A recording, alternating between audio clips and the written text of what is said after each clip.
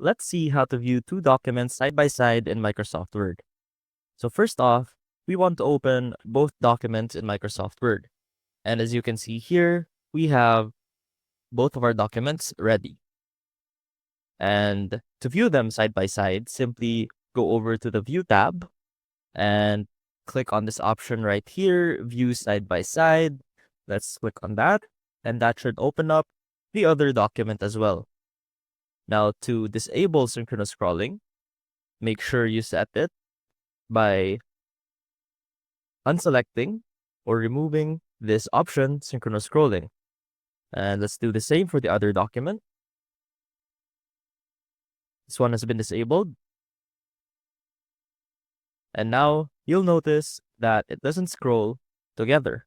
For example, we can scroll here without affecting this one, and you can scroll here without affecting this one. And that is how you view two documents side by side in Microsoft Word while disabling synchronous scrolling. See you soon!